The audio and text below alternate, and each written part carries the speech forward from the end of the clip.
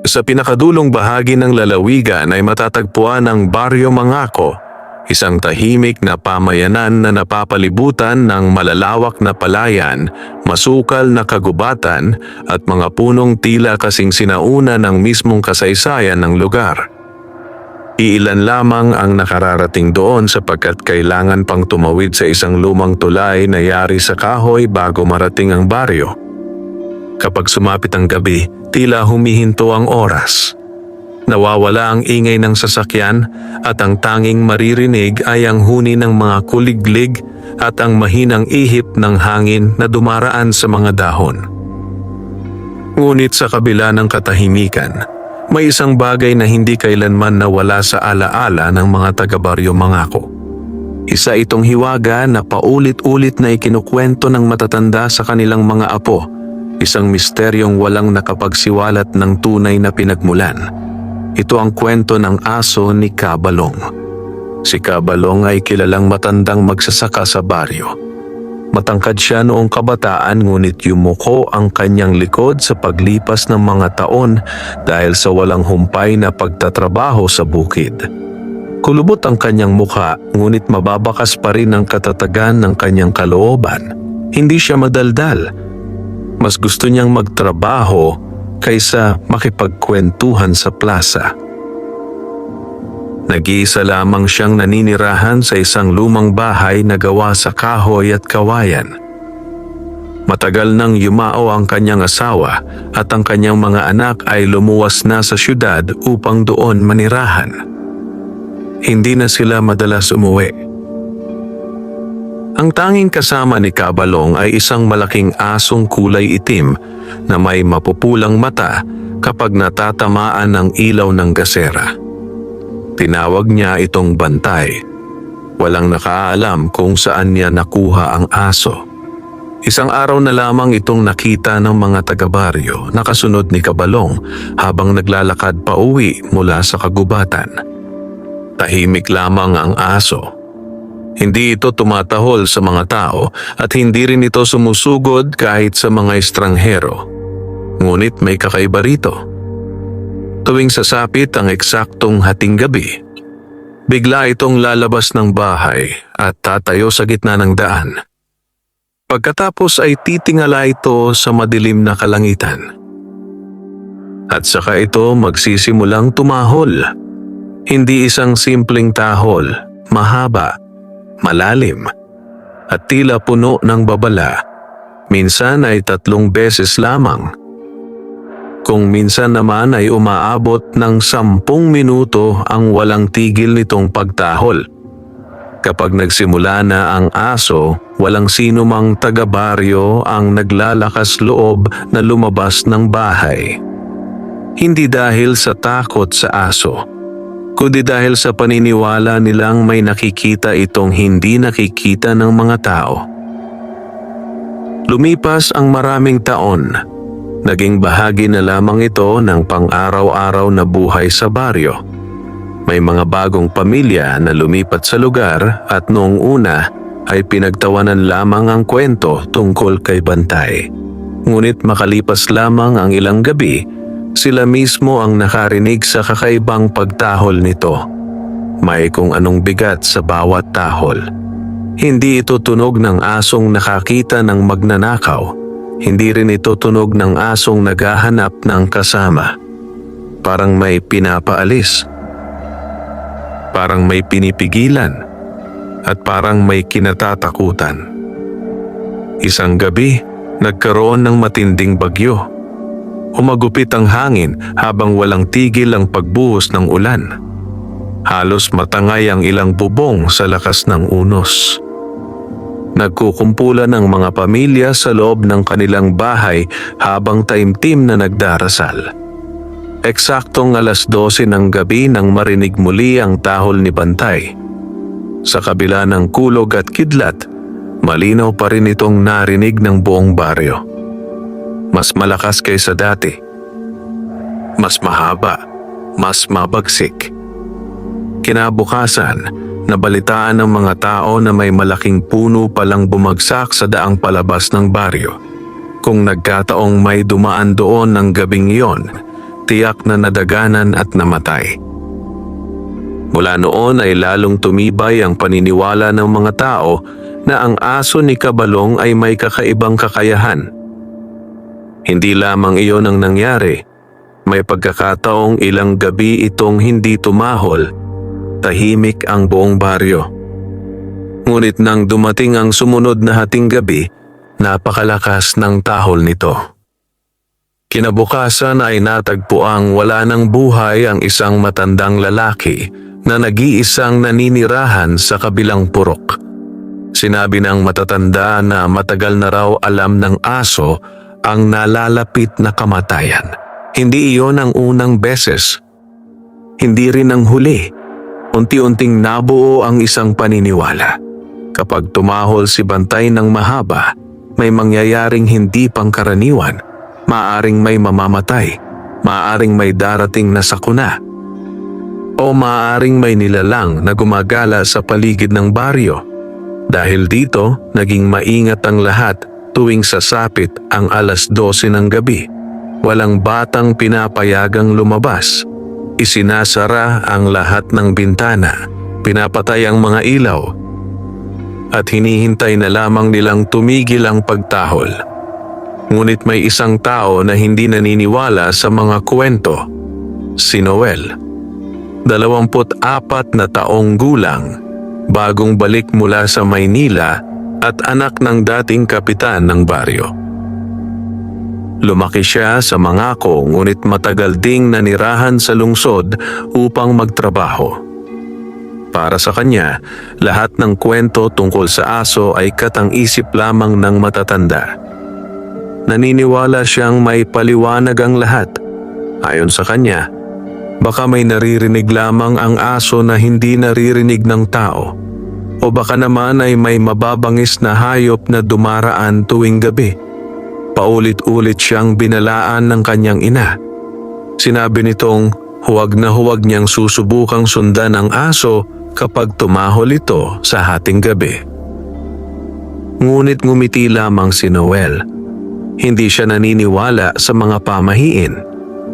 Isang gabi, habang kumakain sila ng hapunan, narinig niya ang pag-uusap ng matatanda sa labas. Sinabi ng isa sa kanila na 3 sunod na gabi nang maikli lamang ang pagtahol ni Bantay. Ayon sa isang matandang babae, hindi raw iyon magandang senyales. Kapag umikli raw ang tahol sa loob ng 3 gabi, may darating na mas malaking panganib. Napailing lamang si Noel. Tahimik siyang tumayo matapos kumain. Pumasok sa kanyang silid, ngunit sa halip na matulog, naghanda siya ng isang lumang flashlight, kapote, at maliit na kutsilyong karaniwang ginagamit sa bukid. May balak siyang gawin. Balak niyang sundan ang aso ni Kabalong sa mismong oras na magsimula itong tumahol. Nais niyang patunayan na walang kababalaghan sa baryo Mangako, na ang lahat ay bunga lamang ng takot at paniniwala ng mga tao. Hindi niya alam na ang gabing iyon ang magiging simula ng isang hiwagang babago sa kanyang buhay magpakailanman. Kabanata 2, ang pagsunod sa madilim na landas. Dumating ang gabi na tila mas tahimik kaysa karaniwan. Isa-isang nagsara ang mga bintana ng bawat bahay sa baryo Mangako. Ang mga ilaw na degas ay pinatay ng mas maaga at ang mga batang dati naglalaro sa mga bakuran ay agad ipinapasok ng kanilang mga magulang. Para bang may hindi nakikitang utos na sinusunod ng buong baryo sa tuwing nalalapit ang hating gabi. Sa loob ng kanyang silid, hindi pa rin nakatulog si Noel. Nakaupo lamang siya sa gilid ng kama habang pinagmamasdan ng orasan na dahan-dahang lumalapit sa 12:00. Sa tabi niya ay naroon ang flashlight, ang kapote, at ang maliit na kutsilyong isinuksok niya sa sinturon. Hindi niya balak gamitin yon laban sa kahit sino. Isa lamang iyong paghahanda sakaling may mabangis na hayop siyang makasalubong sa kagubatan. Paulit-ulit niyang inaalala ang mga kwento ng matatanda. Hindi siya naniniwala sa mga ito, ngunit hindi rin niya maikakaila na kakaiba ang takot na bumabalot sa buong baryo tuwing sasapit ang oras na iyon. Para bang may lihim na alam ang lahat maliban sa kanya. Makalipas ang ilang minuto, tumunog ang lumang orasan sa kanilang sala. 12 beses itong kumalembang. Kasabay ng huling tunog ay narinig niya ang matinis ngunit malalim na tahol ni Bantay. 1 beses. Sinundan ng isa pa. Pagkatapos ay sunod-sunod na tahol na tila may pinagsasabihan sa dilim. Tahimik na lumabas si Noel sa likurang pinto ng kanilang bahay. Maingat niyang isinara ang pinto upang hindi magising ang kanyang ina. Malamig ang simoy ng hangin. Ang ulap ay tumabing mabuti sa buwan, kaya halos wala siyang makita sa paligid. Tanging ang mahinang liwanag ng kanyang flashlight ang gumuguhit sa makitid na daan. Sa di kalayuan ay natanaw niya ang bahay ni Kabalong. Nakatayo ang matanda sa may tarangkahan. Hindi ito gumagalaw. Hindi rin ito nagsasalita. Tahimik lamang nitong pinagmamasdan ang malaking asong unti-unting lumalakad palayo sa bakuran. Hindi tumakbo si Bantay. Mabagal lamang ang bawat hakbang nito. Parang alam na alam nito ang pupuntahan. Nagkubli si Noel sa likod ng isang puno hanggang sa makalayo ang aso. Nang makita ang hindi na siya mapapansin ni Kabalong, nagsimula na rin siyang sumunod. Habang lumalayo sila sa kabahayan, lalo namang lumalalim ang katahimikan. Wala na ang mga bahay, wala na ang mga ilaw, puro mga puno at matataas na damo na lamang ang nasa magkabilang gilid ng daan. Paminsan-minsan ay humihinto si Bantay. Titingin ito sa kaliwa. Pagkatapos ay sa kanan. Saka muling maglalakad. Napansin ni Noel na hindi na tumatahol ang aso. Tahimik lamang itong sumusulong. Ilang sandali pa ay narating nila ang isang lumang bahagi ng kagubatan na matagal nang iniiwasan ng mga tao. Kilala iyon bilang lumang gubat ng Mangako. Ayon sa matatanda, may dating maliit na pamayanan doon bago pa naitatag ang kasalukuyang baryo. Ngunit isang hindi maipaliwanag na trahedya ang naganap noon. Mula noon ay wala nang nagtangkang manirahan sa lugar. Hindi iyon pinaniwalaan ni Noel kailanman. Ngunit ngayong naroon na siya, hindi niya maiwasang makaramdam ng kakaibang bigat sa dibdib. Napansin niyang biglang lumamig ang paligid. Hindi iyon karaniwang lamig ng gabi. Para bang ang hangin mismo ay walang buhay. Huminto si Bantay sa harap ng isang napakalaking punong balete. Napakatanda na nito. Makapal ang katawan. Ang mga ugat ay nakausli sa lupa na tila mga higanting ahas na natutulog. Dahan-dahang umupo ang aso. Pagkatapos ay muling tumingala at muli itong tumahol. Sa pagkakataong iyon, tila mas mabigat ang bawat tahol. Hindi na iyon basta tunog ng isang hayop. Parang may kausap ito. Parang may pinapalayas. Nagtago si Noel sa likod ng makapal na puno habang pinagmamasdan ang aso. Lumipas ang ilang minuto. Walang nangyari. Napailing siya. Unti-unti niyang naisip na baka tama nga siya. Isa lamang itong ordinaryong aso. Ngunit nang akmang aalis na siya, may napansin siyang kakaiba. Biglang tumayo si Bantay. Nakatitig ito sa isang bahagi ng kagubatan. Nakatayo rin ang mga balahibo nito. Mabagal itong umatras habang hindi inaalis ang tingin sa madilim na bahagi ng gubat. Napakunot ang noo ni Noel. Sinundan niya ng tingin ang direksyong tinititigan ng aso. Noong una ay wala siyang makita. Ngunit makalipas ang ilang segundo, tila may aninong dumaan sa pagitan ng mga puno. Mabilis lamang, napakabilis. Halos hindi niya matiyak kung tao ba iyon o isa lamang panlilin lang ng kanyang mga mata. Biglang umalingaw-ngaw muli ang tahol ni Bantay. Mas malakas, mas mabagsik. At kasabay nito ay tila gumalaw ang mga sanga ng mga puno kahit wala namang hangin. Nanlamig ang batok ni Noel. Hindi na siya mapakali. Unti-unti siyang lumabas sa kanyang pinagtataguan upang mas makita ang nangyayari. Ngunit sa unang hakbang pa lamang niya ay nakatapak siya sa tuyong sanga. Malakas ang naging lagutok nito. Biglang tumigil ang pagtahol ni Bantay. Sabay itong lumingon kay Noel. Kasabay noon ay tila may isa pang nilalang na lumingon din mula sa kailaliman ng kagubatan. Hindi makita ni Noel ang mukha nito. Isang maitim na anyo lamang ang nakatayo sa pagitan ng dalawang puno. Hindi ito gumagalaw. Ngunit malinaw niyang naramdaman na nakatingin ito sa kanya. Biglang nagsimulang umungol si Bantay. Hindi iyon tahol. Isa iyong mababang ungol na puno ng babala. Unti-unti itong lumapit kay Noel habang hindi inaalis ang tingin sa maitim na anyo. Pagdating nito sa tabi ng binata, marahan nitong kinagat ang laylayan ng kanyang pantalon. Hinila siya nito palayo. Noong una ay hindi kumilos si Noel. Ngunit nang muli niyang tingnan ang madilim na bahagi ng kagubatan, wala na roon ng anino. Gayunman, may narinig siyang mabagal na yabag. Hindi niya malaman kung saan nanggagaling. Hindi rin niya matiyak kung gaano kalapit. Ang alam lamang niya ay papalapit ito. Mas lalong hinila siya ni Bantay.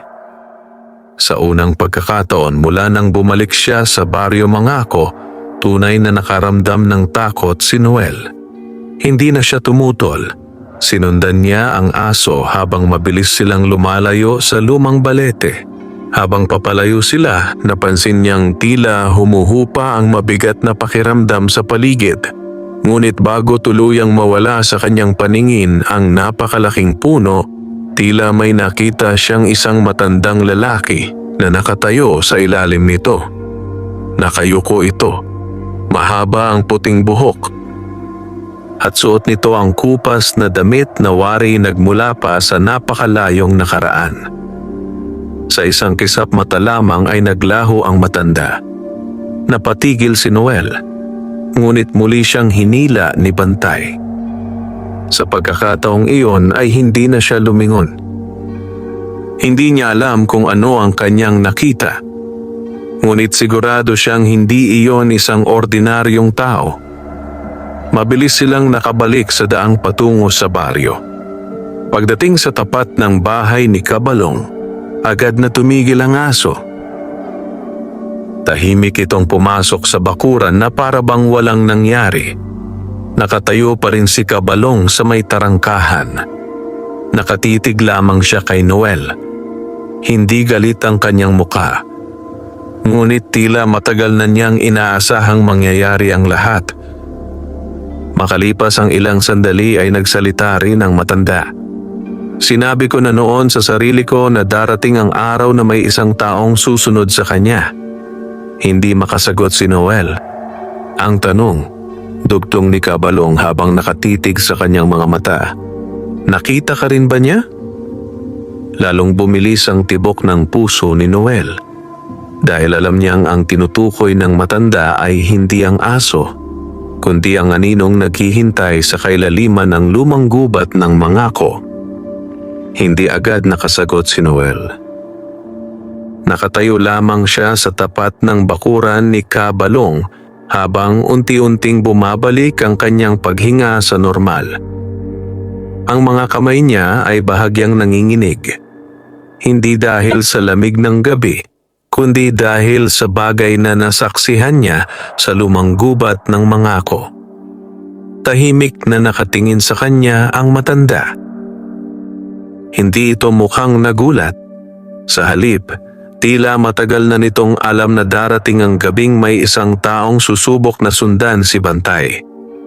Lumapit si Kabalong at marahang isinara ang tarangkahan. "Halika!" mahina niyang sabi. Walang pagtutol na sumunod si Noel. Sa loob ng bahay ay isang lumang gasera lamang ang nagbibigay liwanag. Halos walang kasangkapan ang maliit na tahanan. Isang lumang mesa, 2 bangkong kahoy, isang aparador na kupas na ang pintura, at ilang lumang larawan na nakasabit sa dingding.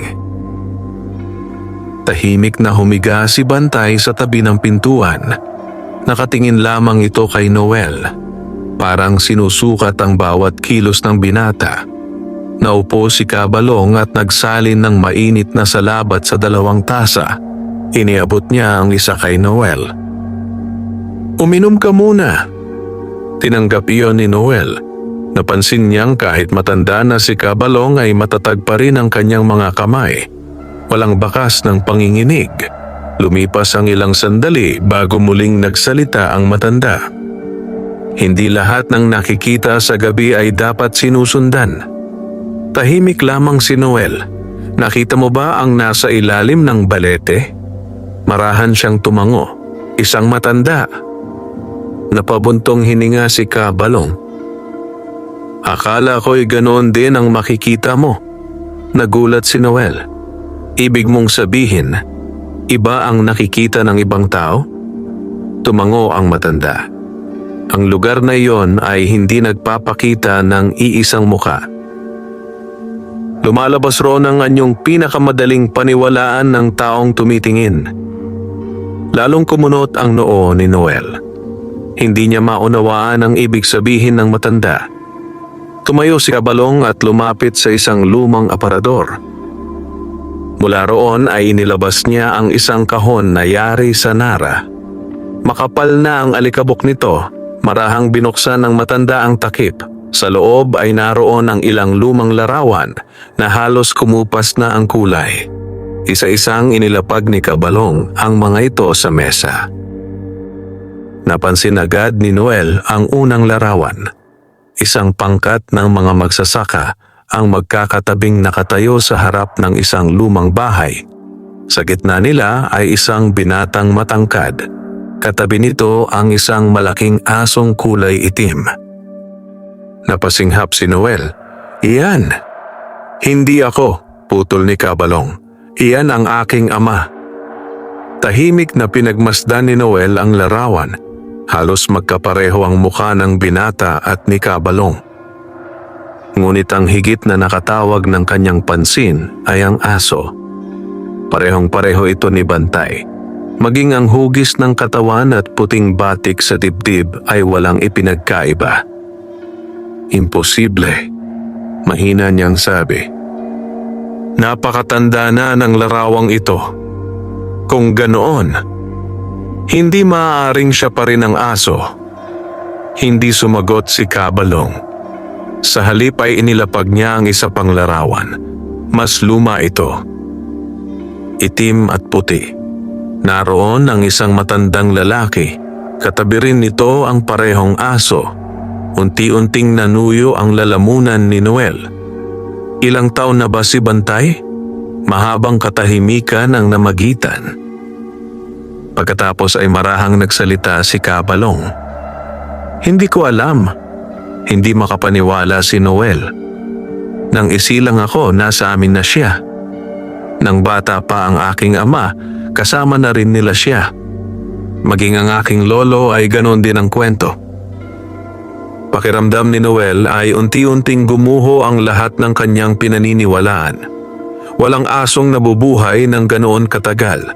Hindi iyon posible, maliban na lamang kung hindi niya naituloy ang naisip. Tahimik na isinara ni Kabalong ang kahon. Marami nang nagtangkang alamin ang lihim niya. Lahat sila ay may iisang pagkakamali. Ano yon? Inisip nilang ang aso ang hiwaga. Napatitig si Noel sa matanda. "Hindi ba?" Umiling si Kabalong. "Hindi. Si Bantay ay hindi ang panganib. Siya ang nagbabantay. Parang may malamig na hanging dumaan sa buong bahay. Kung ganoon, ano ang binabantayan niya? Hindi agad sumagot ang matanda. Tumingin muna ito sa nakasarang bintana, parang tinitiyak na walang ibang nakikinig. Sinasabing bago pa naitatag ang Baryo Mangako ay may mas matandang pamayanan sa gitna ng kagubatan. Masagana ang lugar. Ngunit dumating ang isang panahon na sunod-sunod ang pagkawala ng mga tao. Walang bangkay. Walang bakas. Parang nilamon lamang sila ng dilim. Tahimik na nakikinig si Noel. May isang matandang albularyo ang nagsabing may isang nilalang na gumagala sa kagubatan. Hindi ito hayop. Hindi rin tao. Isa itong bagay na matagal nang naghahanap ng paraan upang makapasok sa mundo ng mga buhay. Napalunok si Noel. Lumaban ba ang mga tao? Tumango si Kabalong. Lumaban. Ngunit hindi nila ito kayang patayin. Sa halip ay ikinulong nila ito. Saan? Tiyak na nakita mo ang punong balete. Biglang bumalik sa alaala ni Noel ang napakalaking puno, ang malamig na hangin, ang maitim na anino, at ang matandang kanyang nakita. Iyon ang kulungan. Muling tumahimik ang matanda at si Bantay ang bantay ng kulungan. Hindi alam ni Noel kung ano ang sasabihin. Hindi niya matanggap ang kanyang naririnig. Ngunit wala rin siyang mahanap na paliwanag sa lahat ng kanyang nakita. Lumipas ang ilang sandali. Biglang tumayo si Bantay. Nakatayo ang mga balahibo nito. Unti-unti itong lumapit sa pintuan. Hindi ito tumatahol. Nakikinig lamang. Napansin niyon ni Kabalong. Nagbago ang kanyang mukha. Unti-unti siyang tumayo. Anong nangyayari? Tanong ni Noel. Hindi sumagot ang matanda. Dahan-dahan itong binuksan ang pintuan. Tahimik ang labas. Walang tao, walang hangin. Ngunit nanatiling nakatitig si Bantay sa madilim na daan. Ilang saglit pa ang lumipas. Pagkatapos ay isang mahina ngunit malinaw na katok ang umalingaw-ngaw mula sa tarangkahan. Isa lamang. Tok. Nagkatinginan sina Noel at Kabalong. Walang sinuman ang inaasahan ng matanda sa ganitong oras. Muli itong kumatok. Tok. Tok. Tok. Mabagal. Pantay ang pagitan. Hindi gumalaw si Kabalong. Mahina niyang sinabi, "Huwag kang lalabas." Ngunit hindi pa man siya nakakakilos ay kusang bumukas ang lumang tarangkahan. Dahan-dahang pumasok ang isang matandang lalaki. Mahaba ang puting buhok nito, kupas ang damit, at ang mukha nito ay siya ring mukhang nakita ni Noel sa ilalim ng punong balete. Ilang sandali pa lamang ang nakalilipas. Hindi gumalaw sina Noel at Kabalong. Tahimik lamang silang nakatingin sa matandang dahan-dahang naglalakad papasok sa bakuran. Mahina ang liwanag ng gasera na tumatagos mula sa bukas na pintuan ng bahay, ngunit sapat iyon upang mapansin ni Noel ang isang bagay na nagpanginig sa kanyang buong katawan. Walang anino ang matanda. Ang liwanag ay tumatama sa kanyang katawan, ngunit walang anumang anino ang bumabagsak sa lupa. Napaatras si Noel ng isang hakbang, samantala nanatiling matatag si Kabalong, bagaman mababakas sa kanyang muka ang matinding pag-aalala. Si Bantay ay nakaharang sa pintuan. Nakatayo ang lahat ng balahibo nito. Mababa ang ungol na lumalabas sa kanyang lalamunan at hindi nito inaalis ang tingin sa matandang papalapit. Huminto ang matanda ilang hakbang mula sa tarangkahan. Hindi siya nagsalita. Hindi rin siya ngumiti. Tahimik lamang siyang nakatingin kay Kabalong. Lumipas ang ilang sandali bago nagsalita ang matanda sa paos at mabagal na tinig. "Matagal na tayong hindi nagkita. Hindi sumagot si Kabalong. Mas lalo lamang siyang tumuwid. Muling nagsalita ang matanda. Napagod na ba ang bantay? Bahagyang umiling si Kabalong. Hindi siya napapagod. Tulad ng dati. Tumawa ng mahina ang matanda, ngunit walang saya ang kanyang tawa.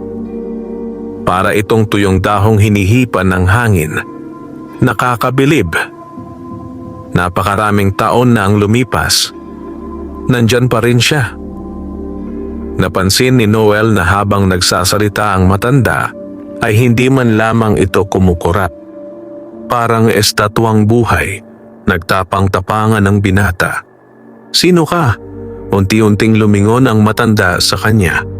Nang magtagpo ang kanilang mga mata, tila may malamig na tubig na ibinuhos sa buong katawan ni Noel.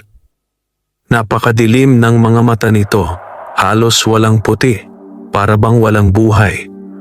Ikaw ang sumunod sa aso. Hindi iyon tanong, isa iyong katiyakan. Hindi sumagot si Noel. Marahang tumango ang matanda. Kaya nakita mo ako. Biglang nagsalita si Kabalong. Tama na. Umalis ka. Unti-unting ngumiti ang matanda. Hanggang kailan mo ako mapipigilan? Tahimik na lumapit si Bantay ng 2 hakbang. Lalong lumalim ang kanyang ungol. Huminto ang matanda. Tinitigan niya ang aso. Ikaw pa rin. Ikaw pa rin ang nakatayo sa pagitan natin. Maya-maya ay ibinalik niya ang tingin kay Kabalong. Ngunit alam mong hindi na magtatagal. Napakunot ang noo ni Noel. Ano ang ibig mong sabihin? Hindi siya pinansin ng matanda. Sa halip ay tumingin ito sa kalangitan. Manipis na ang hangganan. Bumababa na ang lakas ng kulungan. At darating ang gabing wala nang makapipigil. Naramdaman ni Noel na parang lalong lumamig ang hangin. Ang mga dahon sa paligid ay nagsimulang gumalaw kahit walang ihip ng hangin. Muling nagsalita ang matanda. Kapag sumapit ang 7 gabi mula ngayon, magbubukas ang pintuan. Hindi na napigilan ni Noel ang kanyang sarili. Ano ang pintuang sinasabi mo? Unti-unting napalingon sa kanya ang matanda. Ang pintuang matagal nang nakasara. Ang pintuang hindi kailanman dapat mabuksan. Pagkasabi nito ay dahan-dahan siyang umatras. Kasabay noon ay biglang umalingaw-ngaw ang napakalakas na tahol ni Bantay. 1, 2, 3. Sunod-sunod. Napakalakas ng bawat tahol na tila umuuga ang katahimikan ng buong baryo. Napaatras ang matanda. Unti-unti siyang naglaho sa dilim. Hindi siya tumalikod, hindi siya tumakbo. Parang unti-unti lamang siyang nilamon ng anino hanggang sa tuluyan ng mawala. Tahimik ang buong paligid. Wala nang bakas ng kanyang pagdating. Huminga ng malalim si Kabalong. Pagkatapos ay isinara niya ang pintuan. Tahimik silang bumalik sa loob ng bahay. Si Bantay naman ay humiga muli sa tabi ng pintuan, ngunit hindi pa rin ito mapakali. Hindi ito natutulog. Para bang nagbabantay pa rin. Matagal bago nagsalita si Noel. Sino siya? Tumingin sa kanya ang matanda. Hindi ko alam ang tunay niyang pangalan. Ngunit ang tawag sa kanya ng aming mga ninuno ay ang tagapag-anyaya. Tagapag-anyaya? Tumango si Kabalong. Hindi siya pumapatay. Hindi rin siya nananakit. Ang ginagawa niya ay inaanyayahan ng mga tao. Saan? Sa kabilang panig. Nanlamig ang batok ni Noel. Kapag sinunod siya ng isang tao, hindi na iyon nakakabalik. Tahimik na yumuko ang matanda. Marami na siyang naisama. Kasama na ang ilan sa aking mga kamag-anak. Napatingin si Noel kay Bantay. Iyon ba ang dahilan kung bakit siya tumatahol? Tumango si Kabalong. Kapag nararamdaman niyang gumagala ang tagapag-anyaya, lumalabas siya. Hindi para habulin, kundi para balaan ang buong baryo. Naalala ni Noel ang lahat ng gabing naririnig niya ang malalim na tahol ng aso. Ngayon lamang niya naunawaan ang tunay nitong kahulugan. Hindi ito simpleng pagtahol. Isa pala itong babala. Isa itong panawagan upang manatili sa loob ng bahay ang mga tao. Biglang tumayo si Kabalong at lumapit sa bintana. Mabagal niyang inilabas ang isang maliit na supot mula sa kanyang bulsa.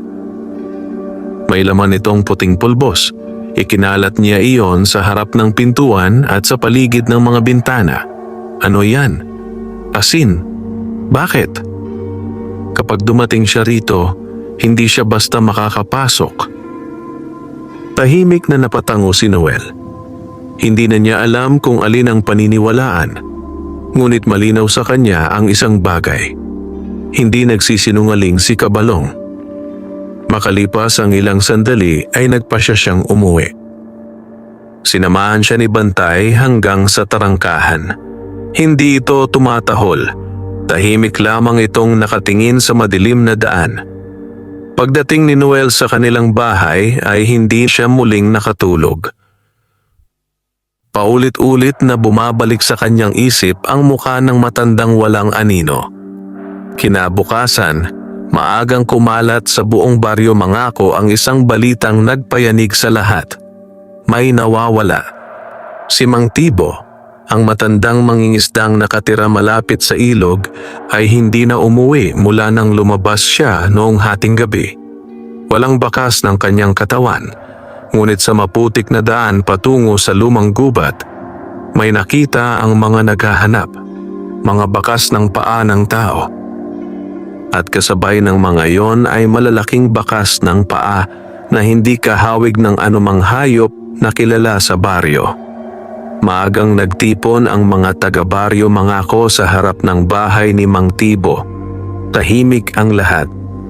Walang maririnig na usapan kundi pabulong na hinala at mga dasal. Hindi ito ang unang pagkawala ng isang tao sa baryo, ngunit sa pagkakataong ito ay tila mas mabigat ang takot na bumalot sa bawat isa. Nakabukas ang pintuan ng bahay ni Mang Tibo. Naroon pa ang kanyang tsinelas. Ang kanyang sombrero ay nakasabit pa rin sa dingding. Ang pagkain sa mesa ay hindi man lamang nagalaw, para bang basta na lamang siyang lumabas at hindi na nakabalik. Isa sa mga kabataang tumulong sa paghahanap ang nagsabing may nakita silang mga bakas ng paa sa maputik na bahagi ng daan patungo sa lumang gubat. Kasama si Noel sa pangkat na nagtungo roon. Hindi na siya pinigilan ng kanyang ina. Napansin nitong seryoso na ang anak at wala na ang dating ngiti ng isang taong hindi naniniwala sa mga kwento ng baryo. Pagdating nila sa lugar ay agad nilang nakita ang mga bakas. Malinaw ang yapak ni Mang Tibo, ngunit pagkaraan ng ilang metro ay may isa pang hanay ng bakas na kasabay ng kanya. Hindi iyon bakas ng paa ng tao, napakalaki, mahahaba ang mga daliri, at tila napakalalim ng pagkakalubog sa lupa na parabang napakabigat ng nilalang na gumawa nito. Tahimik na pinagmasdan ni Noel ang mga bakas. Hindi niya maipaliwanag ang kanyang nakikita. Sinundan ng lahat ang mga yapak hanggang sa marating nila ang gilid ng lumang gubat. Doon biglang naglaho ang mga bakas ni Mang Tibo. Parang may humila rito pa itaas. Samantalang ang malalaking bakas ay nagpatuloy papasok sa kakahuyan bago tuluyan ding nawala. Nagkatinginan ang mga lalaki. Walang sino man ang gustong magpatuloy. Isa-isang umatras ang ilan. May nagmungkahing bumalik na lamang sila sa baryo at hintayin ang mga tanod mula sa bayan. Ngunit alam ng matatanda na walang maipapaliwanag ang mga iyon. Lumapit si Kabalong. Kasama niya si Bantay. Tahimik na inamoy ng aso ang lupa. Naglakad ito ng ilang hakbang, huminto, at saka marahang umungol. Napabuntong hininga si Kabalong. "Huli na tayo. Ano ang ibig mong sabihin?" tanong ni Noel. Hindi agad sumagot ang matanda. Nakatitig lamang siya sa masukal na kagubatan. Nadadala na siya. Nadadala saan? Doon sa lugar na hindi na dapat puntahan ng tao. Tahimik ang lahat. Walang gustong magsalita. Maya-maya ay yumuko si Kabalong at pinulot ang isang maliit na bagay sa lupa. Isa itong lumang kwintas na yari sa kahoy. Nakilala agad iyon ng mga kasama. Pag-aari iyon ni Mang Tibo. Ibinigay iyon sa kanya ng kanyang asawa bago ito namatay maraming taon na ang nakalipas. Mahigpit na hinawakan ni Kabalong ang kwintas. Pagkatapos ay ibinigay niya iyon sa anak ni Mang Tibo. "Huwag na kayong pumasok." Mahina ngunit matatag ang kanyang tinig. "Hindi na ninyo siya maaabutan." Napaiyak ang anak ng matanda. Ngunit wala ni isa mang tumutol. Sa kaibuturan ng kanilang puso, alam nilang nagsasabi ng totoo si Kabalong. Habang pabalik sila sa baryo ay napansin ni Noel ang kakaibang kilos ni Bantay. Hindi ito lumalakad sa gitna ng daan. Palipat-lipat ito ng tingin sa magkabilang gilid. Parang may sinusundan. Parang may naaamoy na hindi maamoy ng ibang tao. Pagdating nila sa baryo ay agad nagtipon ng mga matatanda sa lumang kapilya. Nagsindi sila ng mga kandila at taimtim na nanalangin. Ayon sa kanila, 7 gabi ang pinakamapanganib kapag nagsimula ng magpakita ang tagapag-anyaya. Naalala ni Noel ang sinabi ng matandang walang anino. Kapag sumapit ang 7 gabi, paulit-ulit na umalingaw-ngaw sa kanyang isipan ang mga salitang iyon. Kinagabihan ay nagtungo siyang muli sa bahay ni Kabalong. Hindi na siya nagatubiling kumatok. Agad siyang pinatuloy ng matanda. Tahimik silang naupo sa lumang mesa. "May paraan ba para pigilan siya?" tanong ni Noel. Matagal na hindi sumagot si Kabalong. Sa wakas ay tumingin ito sa kanya. May paraan. Ngunit may kapalit. Ano? Hindi lahat ng nagbabantay ay nabubuhay ng payapa. Napansin ni Noel ang mga lumang peklat sa mga kamay ng matanda. Mga peklat na tila napakatagal na. "Ikaw ba?" "Hindi ako ang unang nagbantay." Tahimik na tumango si Kabalong. Mana-mana ang tungkuling ito. "Mula sa aking lolo, sa aking ama, hanggang sa akin." Napatingin si Noel kay Bantay. "At ang aso?" Bahagyang ngumiti ang matanda. "Siya ang hindi nagbabago." Muling bumalik ang katahimikan. Biglang tumayo si Bantay. Lumapit ito sa isang lumang bahagi ng dingding. Hindi iyon napansin ni Noel noon. May nakasabit pala roong isang malaking telang kupas. Marahang hinila iyon ni Kabalong. Nalantad ang isang lumang mural na direktang ipininta sa kahoy na dingding ng bahay. Nanlaki ang mga mata ni Noel. Makikita sa larawan ang isang napakalaking punong balete. Sa paligid nito ay maraming taong nakaluhod. Sa gitna nila ay isang malaking asong itim na nakaharap sa isang maitim na nilalang na halos walang malinaw na anyo. Sa itaas ng larawan ay may nakasulat na mga salitang halos nabura na ng panahon. Hindi mabasa ni Noel ang karamihan, ngunit may isang pangungusap na malinaw pa rin. Kapag tumigil ang tahol ng bantay, magsisimula ang gabi ng walang hanggan. Naramdaman niyang tila bumigat ang kanyang dibdib. Unti-unti siyang napalingon kay Bantay. Tahimik lamang ang aso. Ngunit ngayon ay naisip niya ang isang bagay na hindi pa niya naitanong. Kung si Bantay ang nag-iisang nagbabantay sa loob ng napakaraming taon, ano ang mangyayari kapag dumating ang araw na hindi na ito makatahol? Hindi na naalis sa isipan ni Noel ang mga salitang nabasa niya sa lumang mural. Kapag tumigil ang tahol ng bantay, magsisimula ang gabi ng walang hanggan. Habang pauwi siya mula sa bahay ni Kabalong, tila mas madilim ang buong baryo Mangako kaysa mga nagdaang gabi. Maging ang mga bituin ay natatakpan ng makakapal na ulap at ang malamig na simoy ng hangin ay tila may dalang hindi maipaliwanag na pangamba. Pagsapit ng umaga, nagkaroon ng pagpupulong ang mga matatanda sa lumang kapilya. Dumalo si Noel. Hindi na siya itinuring na isang usisero. Alam ng lahat na nasaksihan na niya ang mga bagay na dati hindi niya pinaniniwalaan. Isa-isang nagsalita ang mga nakatatanda. Ayon sa kanila, 4 na gabi na ang lumipas mula nang unang magpakita ang tagapaganyaya. 3 na lamang ang natitira.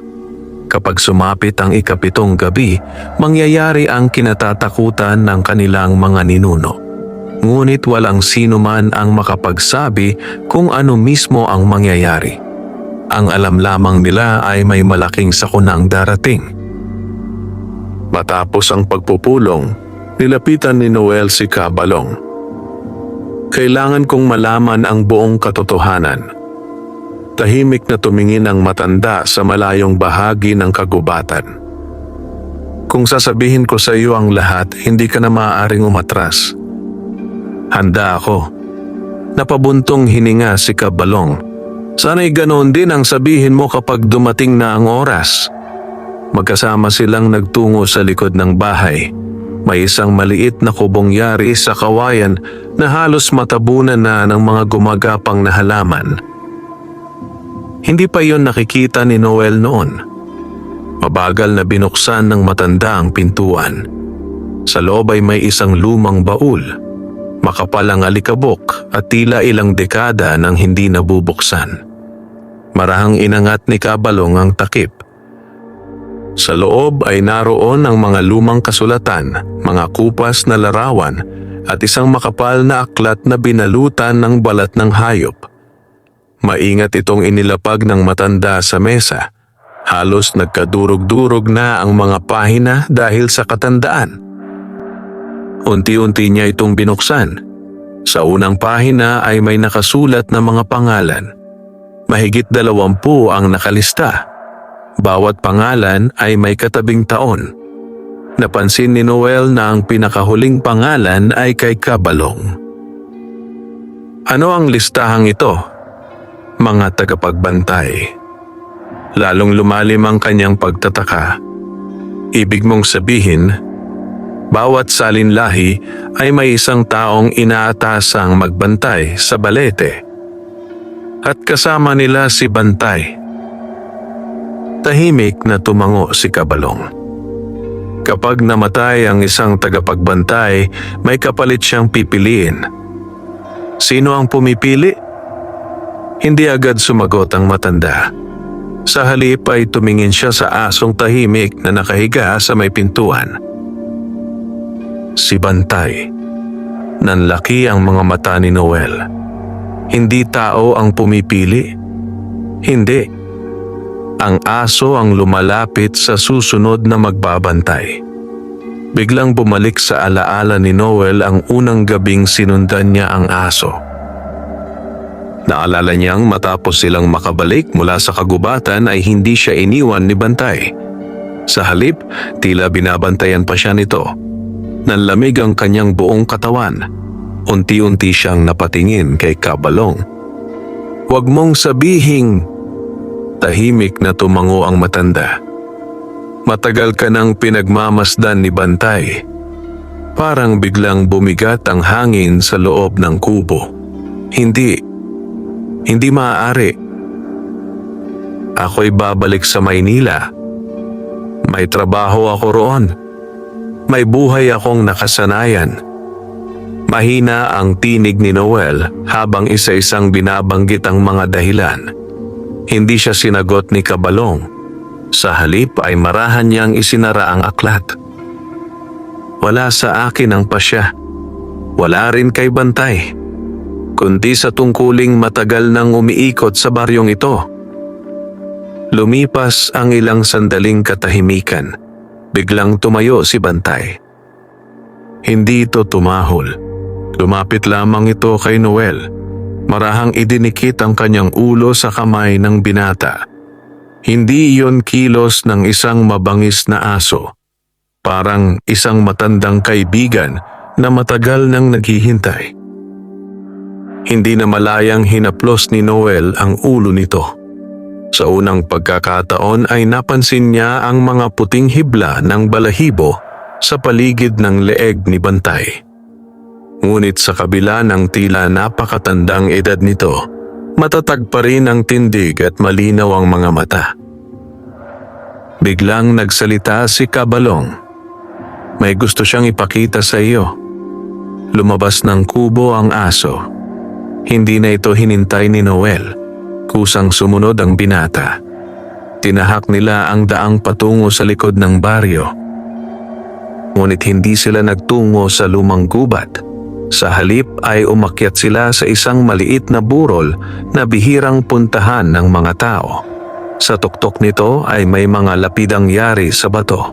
Lumang-luma na ang mga ito. Halos hindi na mabasa ang mga pangalan. Isa-isang nilapitan ni Bantay ang mga lapida. Huminto ito sa pinakahuli. Lumuhod si Noel upang linisin ang nakaukit na pangalan. Unti-unti niyang nabasa ang mga letra. Mateo Salonga. Sa ibaba nito ay may nakaukit na mas maliliit na salita. Tagapagbantay ng Baryo Mangako. Lumipat ang aso sa susunod na lapida. Isa na namang pangalan. May parehong nakaukit. Pagkatapos ay isa pa at isa pa. Napansin ni Noel ang isang bagay. Lahat ng nakalibing doon ay may iisang katawagan. Lahat sila ay naging tagapagbantay. Tahimik siyang tumayo. Hindi niya namalayang napapalibutan pala siya ng mga puntod ng lahat ng naunang nagbantay sa balete. Huminto si Bantay sa gitna ng sementeryo. Tumingala ito sa kalangitan. Hindi ito tumahol. Ngunit dahan-dahan nitong ibinaba ang ulo. Para bang nagbibigay galang sa mga taong minsang naging kasama nito. Napuno ng matinding lungkot ang puso ni Noel. Ngayon lamang niya naisip ang pinakamabigat na bahagi ng lahat. Kung totoo ang kwento ni Kabalong, ibig sabihin, sa loob ng napakaraming salinlahi, iisang aso lamang ang nakasaksi sa pagdating at paglisan ng bawat tagapagbantay. Unti-unti niyang naunawaan kung bakit ganoon na lamang ang lungkot sa mga mata ni Bantay. Biglang umihip ang malamig na hangin. Kasabay nito ay narinig nilang muli ang mabagal na yabag mula sa ibaba ng burol. Hindi iyon si Kabalong. May ibang taong umaakyat. Tahimik na lumingon si Noel. Sa pagitan ng mga puno ay nakita niyang muli ang matandang walang anino. Ngunit hindi na ito nag-iisa. Sa likuran nito ay may 5 pang anyong nakasuot ng kupas na damit. Lahat sila ay nakayuko. Lahat sila ay dahan-dahang umaakyat patungo sa lumang himlayan ng mga tagapagbantay. Nanigas si Noel sa kanyang kinatatayuan. Habang unti-unting umaakyat sa burol ang matandang walang anino, kasunod nito ang 5 anyong nakasuot ng kupas na damit. Mabagal ang kanilang mga hakbang, ngunit sa bawat paglapit nila ay tila lalong bumibigat ang hangin sa paligid. Hindi marinig ang kanilang mga yabag. Hindi rin gumagalaw ang mga damo sa kanilang dinaraanan. Para silang mga aninong dumaraan sa ibabaw ng lupa. Tumayo si Bantay sa harap ni Noel. Tahimik lamang itong nakaharang, ngunit nakataas ang buntot at matalim ang titig sa mga papalapit na nilalang. Huminto ang matandang walang anino, ilang metro ang layo. Marahan nitong itinaas ang kanyang ulo. Malapit na. Mahina ngunit malinaw ang kanyang tinig. 2 gabi na lamang. Walang sumagot. Nakatitig lamang si Noel sa 5 anyong nasa likuran nito. Hindi niya makita ang kanilang mga mukha. Natatakpan ng mga iyon ng mahabang buhok at lumang mga sombrero. Ngunit may isang bagay na napansin niya. May suot na kwintas ang isa sa kanila. Isang kwintas na yari sa kahoy. Nanlaki ang kanyang mga mata. Kapareho iyon ang kwintas na nakita nila sa daan, ang pag-aari ni Mang Tibo. Nanlamig ang kanyang buong katawan. Hindi na niya kailangang magtanong. Alam na niyang isa sa mga anyong iyon ang nawawalang matanda. Hindi na ito ang dating Mang Tibo. Isa na lamang itong tahimik na nilalang na sumusunod sa tagapag-anyaya. Biglang nagsalita ang matandang walang anino. Hindi ko sila pinilit. Sila ang sumama. Hindi. Mahigpit ang tinig ni Noel. Hindi nila gugustuhing iwan ang kanilang pamilya. Ngumiti ang matanda. Ang tao ay madaling akayin. Kapag napagod sa sakit. Kapag nalungkot. Kapag nawalan ng pag-asa. Isang bulong lamang ang kailangan. Tahimik na nakikinig si Noel.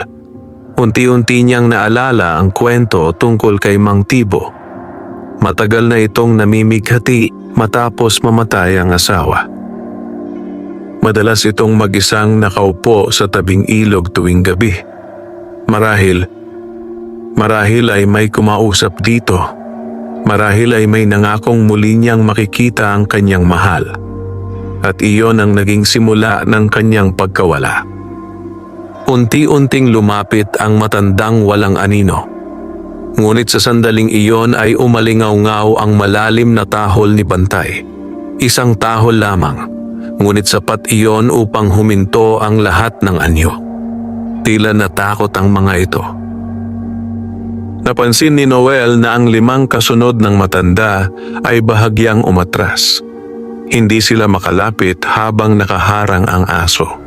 Tumingin ang matandang walang anino kay Bantay. Hanggang ngayon, hindi ka pa rin sumusuko. Muli itong ngumiti. Ngunit nararamdaman ko na. Humihina ka na. Hindi gumalaw si Bantay. Nanatili lamang itong nakatayo. Ngunit ngayon ay napansin ni Noel ang isang bagay na hindi niya nakita noon. May manipis na guhit ng dugo na dahan-dahang tumutulo mula sa kanang paa ng aso. Napasinghap siya. Kailan pa ito nasugatan? Hindi sumagot ang aso, siyempre. Ngunit napansin din yon ng matandang walang anino. Lalo itong ngumiti. Malapit na. Kapag bumagsak ang Bantay, wala nang hahadlang. Sa mga salitang iyon ay biglang dumating si Kabalong. Hingal na hingal ang matanda matapos umakyat sa burol. Pagkakita niya sa matandang walang anino ay agad siyang tumayo sa tabi ni Bantay. Umalis ka, matatag ang kanyang tinig. Hindi pa ito ang iyong oras. Napailing ang matandang walang anino. Balong, pagod ka na. Matanda ka na. Ipasa mo na ang tungkulin. Tahimik si Kabalong. Pagkaraan ng ilang sandali ay nagsalita rin siya. Hindi pa. Tinatanggihan mo lamang ang hindi may iwasan. Unti-unting napalingon ang matandang walang anino kay Noel. Siya ang susunod. Biglang kumabog ang dibdib ng binata. At alam mo iyon. Tahimik si Kabalong. Hindi siya tumutol. Hindi rin siya umamin. Ngunit sapat na ang kanyang katahimikan upang maunawaan ni Noel ang ibig sabihin nito. Muling nagsalita ang matandang walang anino. 2 gabi na lamang. Kapag sumapit ang ika-7 gabi, pipili siya. Pagkasabi nito ay dahan-dahan itong tumalikod. Kasunod ang 5 anyo. Tahimik silang bumaba ng burol hanggang sa tuluyang matakpan ng mga puno. Nang mawala ang mga ito ay saka lamang huminga ng malalim si Noel. Lumapit siya kay Bantay. Doon niya nakita ng malinaw ang sugat sa paa ng aso. Lumuhod siya at marahang hinawakan iyon. Hindi pumalag si Bantay. Tahimik lamang itong nakatingin sa kanya. Nasasaktan ka. Mahinang wika ni Noel. Mula sa kanyang bulsa ay kumuha siya ng malinis na panyo. Maingat niyang pinunasan sugat at itinali iyon sa paa ng aso. Habang ginagawa niya iyon, ay tahimik siyang pinagmamasdan ni Kabalong. May bahagyang lungkot sa mga mata ng matanda at may kaunting pag-asa. Nang matapos si Noel, ay marahang dinilaan ni Bantay ang kanyang kamay. Isang simpleng kilos. Ngunit tila may mas malalim na kahulugan. Napabuntong hininga si Kabalong. Hindi pa siya nagkakamali. Ano ang ibig mong sabihin? Mahina ang tinig ni Noel. Tumingin ang matanda sa aso. Kapag tinanggap ni Bantay ang isang tao, iyon ang taong handa niyang pagkatiwalaan. Hindi na nakapagsalita si Noel. Sa kauna-unahang pagkakataon mula nang bumalik siya sa baryo Mangako, naramdaman niyang hindi na lamang siya isang tagapanood ng hiwagang bumabalot sa baryo. Unti-unti na siyang nagiging bahagi nito. At sa kanyang puso ay nagsimulang sumibol ang isang tanong na matagal niyang iniiwasan. Kung dumating ang sandaling kailangan ngang may pumalit kay Kabalong, may lakas ba siyang tanggapin ang tungkuling magbabantay sa hiwagang kinatatakutan ng buong baryo Mangako? Lumipas ang maghapon na tila napakabagal ng oras. Sa buong baryo Mangako ay walang batang naglaro sa mga lansangan. Ang mga magsasaka ay maagang umuwi mula sa bukid at maging ang mga tindahan ay nagsara bago pa man lumubog ang araw. Hindi na kailangan pang sabihin ng mga matatanda ang dahilan. Ramdam ng lahat na may paparating. Tahimik na nakaupo si Noel sa harap ng kanilang bahay habang pinagmamasdan ang papalubog na araw. Paulit-ulit niyang iniisip ang mga nangyari sa nakalipas na mga gabi. Ang pagkawala ni Mang Tibo, ang matandang walang anino, ang sugat ni Bantay, at ang mga salitang paulit-ulit na bumabalik sa kanyang isip. 2 gabi na lamang. Makalipas ang ilang sandali ay lumapit sa kanya ang kanyang ina. Tahimik itong naupo sa kanyang tabi. Matagal silang walang imik. Pagkaraan ay nagsalita rin ang matanda. Nagpunta ka kay Kabalong. Hindi iyon tanong. Tumango si Noel. May mga bagay na nalaman ka na. Muli siyang tumango. Napabuntong hininga ang kanyang ina. Matagal na naming itinago sa iyo ang mga kwento. Bakit? Dahil gusto naming magkaroon ka ng normal na buhay. Napatingin si Noel sa kanyang ina. May luha na sa mga mata nito. Hindi namin inakalang babalik ka sa panahong ito. Nanlaki ang kanyang mga mata. Ibig mong sabihin, alam ninyo? Tahimik na tumango ang kanyang ina. Alam naming darating ang araw na magkakaroon muli ng bagong tagapagbantay. Hindi lang namin alam kung sino. Biglang bumilis ang tibok ng puso ni Noel. Tahimik niyang hinawakan ang kamay ng kanyang ina. Hindi pa naman sigurado. Ngunit kahit sinasabi niya iyon, alam niyang hindi siya naniniwala sa sarili niyang mga salita. Pagsapit ng gabi ay nagtungo siyang muli sa bahay ni Kabalong. Sa pagkakataong iyon ay marami na silang naroon. Naroon ang ilan sa mga matatanda ng baryo. Tahimik silang nagsisindi ng kandila habang nakaupo sa paligid ng lumang mesa. Sa gitna nito ay may isang lumang mapa na yari sa balat ng hayop. Lumapit si Noel. Ipinakita ni Kabalong ang isang bahagi ng mapa. Naroon ang lumang gubat, ang punong balete, at isang bilog na nakapaligid dito. Ito ang hangganan. Ano ang nasa loob? Ang kulungan. Totoo bang may nakapit doon? Tahimik na tumango ang matanda. Hindi siya basta nilalang. Isa siyang sinaunang espiritong nabubuhay sa takot ng tao. Hindi siya maaaring mabuhay sa liwanag, kaya kailangan niyang akayin ang mga tao sa dilim. Tahimik na nakinig ang lahat. Isa sa mga matatanda ang nagsalita. Noong kabataan namin, iisa lamang ang nawawala sa loob ng maraming taon. Ngunit ngayon, sunod-sunod na. Napabuntong hininga si Kabalong. Iyon ang dahilan kung bakit humihina ang kulungan. Biglang tumayo si Bantay. Tahimik itong lumapit sa mapa. Pagkatapos ay ipinatong ang kanang paa sa isang bahagi nito. Napatingin ang lahat. May isang makitid na landas na nakaguhit mula sa balete patungo sa lumang balon ng baryo. Napakunot ang noo ni Noel. Hindi ko alam na may daan doon.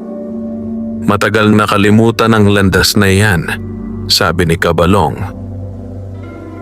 Ngunit kapag nabuksan ang kulungan, iyan ang magiging unang daraanan. Tahimik na nagkatinginan ang mga naroon. Maya-maya ay isang malakas na katok ang umalingaw-ngaw sa pintuan. Lahat ay napatingin doon. Isa, dalawa, tatlo, walang nagsalita. Muli itong kumatok. Hindi gumalaw si Kabalong. Sa halip ay tumingin siya kay Noel. Ikandado mo ang pinto. Agad na tumayo ang binata. Ngunit bago pa siya makarating sa pintuan ay kusa itong bumukas. Malamig na hangin ang pumasok sa loob ng bahay. Kasabay nito ang pagpatay ng apoy ng lahat ng kandila. Nalubog sa dilim ang buong silid. Sa gitna ng kadiliman ay narinig nila ang isang pamilyar na tinig. Isa na lamang, mahina, malamig, at puno ng panunukso. Tahimik ang lahat, walang makagalaw. Makalipas ang ilang segundo ay muling sumiklab ang apoy ng mga kandila. Wala ng tao sa pintuan, ngunit may naiwan sa sahig. Isang lumang kampanilyang yari sa tanso. Lumapit si Kabalong at agad itong pinulot. Namutla ang kanyang muka. Ano yon? Tanong ni Noel. Mahigpit na hinawakan ng matanda ang kampanilya. Ito ang kampanilyang ginagamit ng mga unang tagapagbantay. Nawala ito mahigit 50 taon na ang nakalipas. Bakit niya ibinalik? Tahimik na yumuko si Kabalong dahil alam niyang malapit na ang huling gabi. Muling bumalik ang katahimikan. Pagkatapos ay lumabas si Bantay. Hindi ito tumahol. Diretso itong tumingin sa direksyon ng lumang gubat. Unti-unti ring lumabas sina Noel at Kabalong. Sa malayong bahagi ng kagubatan ay may nakita silang kakaibang liwanag.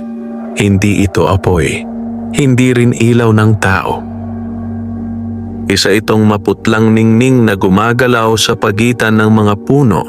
Isa, naging 2, pagkaraan ay 5. Hanggang sa umabot sa 10 para silang mga ilaw na dahan-dahang lumulutang sa dilim. Mahina ang tinig ni Kabalong. Dumadami na sila. Sino sila? Hindi agad sumagot ang matanda. Nakatitig lamang siya sa mga gumagalaw na liwanag, mga kaluluwang hindi na nakabalik. Habang nakatingin si Noel sa mga maputlang ilaw, may isa sa mga ito ang biglang humiwalay sa pangkat. Dahan-dahan itong lumipad patungo sa kanilang kinatatayuan. at sa paglapit nito, unti-unti itong nagkaroon ng anyo. Nang luminaw ang mukha ng nilalang, napaatras si Noel sa matinding pagkabigla. Dahil ang nakatayo sa kanilang harapan ay si Mang Tibo. Ngunit ang kanyang mga mata ay wala ng buhay. At sa malamig niyang tinig ay iisa lamang ang kanyang sinabi. Isara ninyo ang balete bago mahuli ang lahat. Napatigil sina Noel at Kabalong. Ang maputlang anyo ni Mang Tibo ay nakatayo lamang sa kanilang harapan. Hindi na ito ang masayahing matandang mangingisda na kilala ng buong baryo Mangako. Kupas ang kanyang mukha, maputla ang kanyang balat, at ang mga mata niyang dati puno ng kabutihan ay tila napakalalim na balon na wala ng bakas ng buhay. Ngunit sa pagkakataong iyon, may kakaiba. Hindi tulad ng matandang walang anino, walang masamang hangarin na mababanaag sa kanyang mukha. Sa halip ay tila mabigat ang kanyang dinadala. Parang may nais siyang sabihin bago tuluyang mawala. Tahimik na lumapit si Bantay. Hindi ito tumahol. Marahan lamang nitong ibinaba ang ulo na para bang kinikilala ang kaluluwang nasa kanyang harapan. Napatingin si Mang Tibo sa aso. Isang mahinang ngiti ang sumilay sa kanyang labi. Matagal ka nang nagbabantay. Mahina ang kanyang tinig. At pagod ka na. Tahimik na nakatingin lamang si Bantay. Pagkaraan ay muling nagsalita si Mang Tibo. Hindi ako namatay. Nailigaw lamang ako. Napakunot ang noo ni Noel. Ano ang ibig mong sabihin? Unti-unting napalingon sa kanya ang matanda. Noong gabing iyon, narinig ko ang boses ng asawa ko. Napalunok si Noel. Tinatawag niya ako. Akala ko'y siya yun. Akala ko'y naghihintay siya sa akin sa kagubatan. Nanginginig ang tinig ni Mang Tibo habang inaalala ang nangyari. Sinundan ko ang boses. Habang lumalakad ako, pakiramdam ko'y palapit ako ng palapit sa kanya. Ngunit nang marating ko ang balete, siya ang naghihintay. Hindi na niya kailangang sabihin kung sino ang tinutukoy. Alam na nila ang lahat. Ang tagapag-anyaya. Napayuko si Mang Tibo. Hindi niya ako pinilit. Hindi niya ako hinawakan. Pinili kong sumunod. Tahimik ang lahat. Pagkaraan ay muli siyang nagsalita. Ngunit nang mahimasmasan ako, huli na ang lahat. Napatulo ang luha ni Noel. Hindi niya akalaing ang pinakamapanganib na sandata ng nilalang ay hindi lakas o dahas, kundi panlilinlang, pag-asa, at pangungulila. Unti-unting naglaho ang mahinang ngiti sa mukha ni Mang Tibo. Makinig kayong mabuti. May natitira na lamang na isang gabi. Kapag sumapit ang hating gabi, huwag na huwag ninyong hahayaang makarating siya sa balete. Nagkatinginan sina Noel at Kabalong. Paano namin siya mapipigilan? Tanong ni Noel. Napatingin si Mang Tibo kay Bantay. Hindi sapat ang aso. Kailangan na niyang magkaroon ng kasama. Tahimik na napayuko si Kabalong. Parang matagal na niyang alam ang sagot. Biglang nagsimulang maglaho ang katawan ni Mang Tibo. Unti-unti itong naging liwanag. Bago tuluyang mawala ay muli itong nagsalita. Kapag tumahol si Bantay ng 3 ulit, huwag kayong matatakot. Iyon ang hudyat na nagsimula na. Tuluyan nang naglaho ang kanyang anyo. Kasabay noon ay nawala rin ang lahat ng mapuputlang liwanag sa paligid ng kagubatan. Muling binalot ng katahimikan ng buong baryo. Habang naglalakad, pabalik sa bahay ni Kabalong ay walang nagsasalita. Lahat ay abala sa kanilang iniisip. Pagdating nila sa bahay ay muling inilabas ng matanda ang lumang aklat. Binuksan niya ito sa pinakahuling pahina. Naroon ang isang pahinang wala pang nakasulat.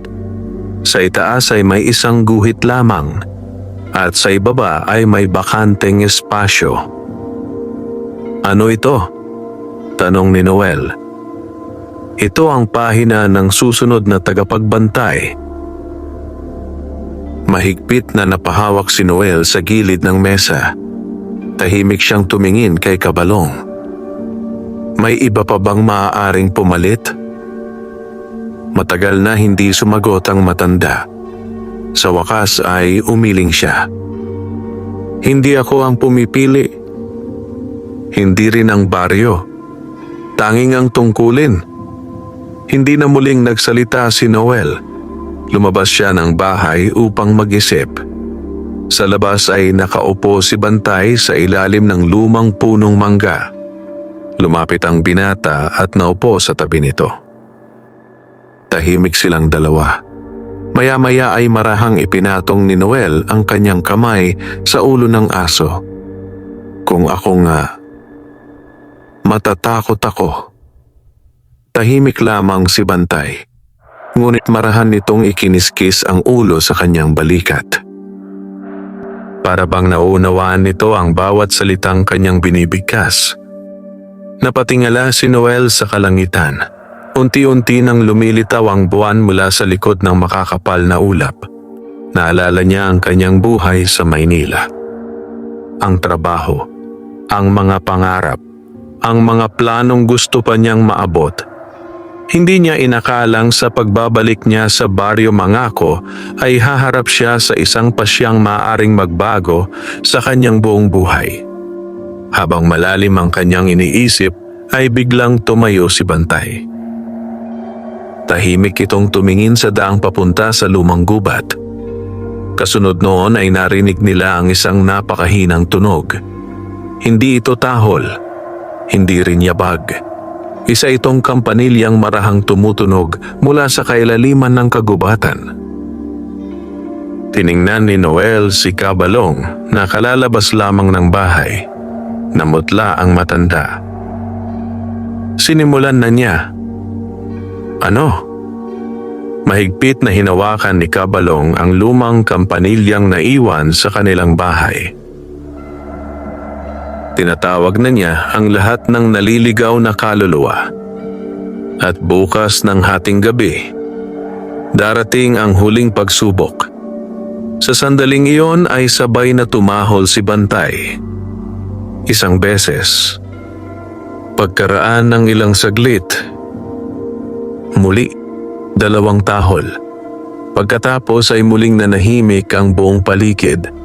Nagkatinginan sina Noel at Kabalong. Alam nilang isa na lamang ang natitirang tahol. At kapag narinig iyon ng buong Baryo Mangako, magsisimula na ang gabing magpapasya sa kapalaran ng lahat. Dumating ang huling gabi na tila ayaw sumapit ng buong Baryo Mangako. Mula pa lamang sa dapit hapon ay wala nang lumabas sa kanilang mga tahanan ang mga tao. Ang bawat pintuan ay mahigpit na isinara.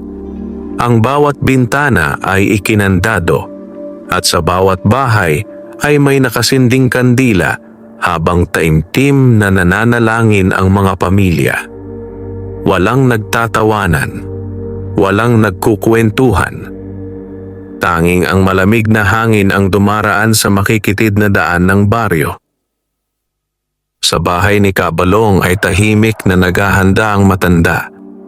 Isinabit niya sa kanyang baywang ang lumang kampanilya. Mula sa isang kahong kahoy ay inilabas niya ang isang maliit na sisidlang puno ng asin. Pagkatapos ay isinilid niya sa bulsa ang lumang aklat ng mga tagapagbantay. Tahimik na pinagmamasdan siya ni Noel. Hindi na siya nagtatanong.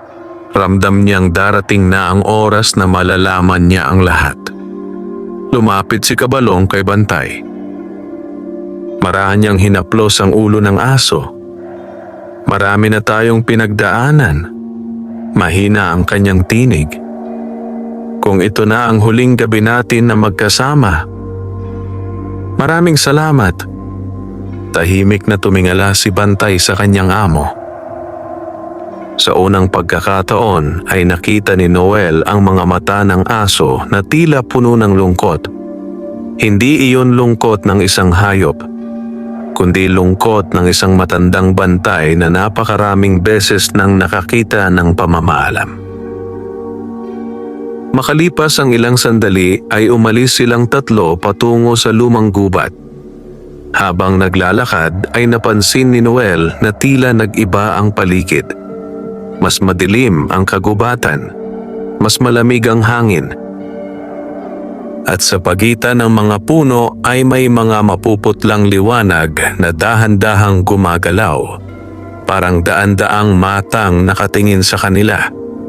Nang marating nila ang punong balete ay huminto si Kabalong. Tahimik niyang ikinalat ang asin sa paligid ng napakalaking puno. Pagkatapos ay isinabit niya ang kampanilya sa isang nakalaylay na ugat. Kapag nagsimulang tumunog ito, wala nang atrasan. Tahimik na tumango si Noel. Biglang humangin ng malakas. Ang mga sanga ng balete ay nagsimulang umindayog kahit wala namang bagyo. Unti-unting lumabas mula sa dilim ang matandang walang anino. Ngunit ngayon ay hindi na siya nag-iisa. Sa kanyang likuran ay nakatayo ang 12-dosenang mapuputlang anyo. Naroon si Mang Tibo. Naroon ang iba pang matagal nang nawawala. At naroon din ang mga mukhang hindi nakilala ng sinuman dahil napakatagal na nilang naglaho sa baryo. Huminto ang matandang walang anino sa harap ng balete. Ngumiti siya. Natapos din ang paghihintay. Hindi sumagot si Kabalong. Tahimik lamang niyang hinawakan ang balikat ni Noel. Ano man ang mangyari, huwag kang bibitiw sa pag-asa. Kasabay ng mga salitang iyon ay biglang tumunog ang lumang kampanilya. 1, 2, 3. Kasunod nito ay narinig ang pinakamalakas na tahol ni Bantay. Ang ikatlong tahol. Umalingaw-ngaw iyon sa buong kagubatan. Tumagos sa buong baryo. At tila umabot hanggang sa kailaliman ng kabundukan. Kasabay ng huling tahol ay nagsimulang manginig ang lupa. Ang malalaking ugat ng balete ay dahan-dahang gumalaw. Unti-unting bumuka ang lupa sa paanan ng puno. Mula sa madilim na siwang ay umakyat ang makapal na usok na tila may sariling buhay. Narinig nila ang napakaraming bulong. Mga tinig ng mga taong umiiyak. Mga tinig ng mga taong humihingi ng tulong. Mga tinig ng mga taong matagal nang nawala. Napahawak si Noel sa kanyang ulo. Halos hindi niya kayanin ang ingay. Ngunit nanatiling matatag si Bantay. Patuloy itong nakaharang sa pagitan ng siwang at ng baryo. Biglang sumigaw ang matandang walang anino. Tabi! Hayaan mong makabalik ang matagal nang nakakulong. Kasabay nito ay nagsimulang sumulong ang mga mapuputlang anyo. Ngunit sa bawat hakbang nila ay malakas na tumatahol si Bantay. At sa bawat tahol ay napipilitang umatras ang mga ito. Gayunman, napansin ni Noel na lalo pang dumudugo ang paa ng aso. Humihina na ito. Napaluhod si Kabalong. Nanginginig ang kanyang mga kamay. Hindi na niya kaya, mahina niyang sabi. Napatingin si Noel kay Bantay. Naalala niya ang lahat ng gabing binantayan ng aso ang baryo. Ang lahat ng tagapagbantay na nauna kay Kabalong. Ang lahat ng taong nailigtas nito. At ang lahat ng taon ng walang sawang paglilingkod. Sa sandaling iyon ay nawala ang kanyang takot. Unti-unti siyang lumakad patungo sa tabi ni Bantay. Mahigpit niyang ipinatong ang kanyang kamay sa ulo ng aso. Hindi ka na nag-iisa. Mahina niyang wika. Tumigil sandali si Bantay sa pagtahol. Tumingala ito kay Noel. Sa mga mata nito ay tila may bakas ng pasasalamat. Biglang umihip ang napakalakas na hangin. Kasabay noon ay nagsimulang magliwanag ang buong paligid. Ang lumang aklat na hawak ni Kabalong ay kusang bumukas. Ang bakanting huling pahina ay unti-unting nilagyan ng mga salitang tila isinusulat ng isang kamay na hindi nakikita. Tahimik na pinagmamasdan iyon ni Kabalong. Pagkaraan ng ilang sandali ay pumatak ang kanyang mga luha. Nabasa na niya ang pangalang lumitaw, Noel. Mahigpit niyang ipinikit ang kanyang mga mata. Dumating na ang sandaling matagal na niyang kinatatakutan. Unti-unting lumapit si Bantay kay Noel. Marahan nitong idinikit ang noo sa noo ng binata. Sa sandaling iyon ay tila may mainit na liwanag na dumaloy sa buong katawan ni Noel. Naramdaman niyang parang may alaalang hindi kanya ang pumapasok sa kanyang isip. Mga mukha ng mga unang tagapagbantay, mga gabing puno ng panganib, mga taong nailigtas, at ang mahabang kasaysayan ng Baryo Mangako. Nang idilat niya ang kanyang mga mata, ay tila mas malinaw na niyang nakikita ang buong paligid, ang mga mapuputlang kaluluwa, ang madilim na usok, at ang tunay na anyo ng nilalang sa likod ng matandang walang anino. Isa itong napakalaking aninong walang hugis na ang mga mata ay tila nagliliyab sa gitna ng kadiliman. Ngunit bago pa ito tuluyang makaalpas mula sa siwang, muling tumahol si Bantay. Isang huling tahol, mas malalim, mas malakas, at mas makapangyarihan kaysa sa lahat ng nauna. Kasabay noon ay muling nagsara ang siwang sa ilalim ng balete. Unti-unting naglaho ang mga mapuputlang anyo, kasama ang matandang walang anino. Bago siya tuluyang maglaho ay tumingin siya kay Noel. Wawakasan mo lamang ang aking pag-alis, ngunit babalik ako. Pagkatapos ay nilamon siya ng kadiliman. Muling naging tahimik ang kagubatan. Huminto ang hangin. Tumigil ang pagyanig ng lupa. Unti-unting bumagsak si Kabalong sa kanyang mga tuhod. Pagod na pagod ngunit may ngiti sa labi. Samantala si Bantay ay marahang humiga sa paanan ng balete. Lumapit si Noel at hinaplos ang ulo nito. Tahimik ang aso. Huminga ito ng malalim. Pagkatapos ay dahan-dahang ipinikit ang kanyang mga mata. Hindi na ito muling gumalaw. Napaluha si Noel. Niyakap niya ang matandang aso na sa loob ng napakaraming salinlahi ay naging tahimik na tagapagtanggol ng Baryo Mangako. Lumapit si Kabalong at ipinatong ang kanyang kamay sa balikat ng binata. Natapos na ang kanyang tungkulin.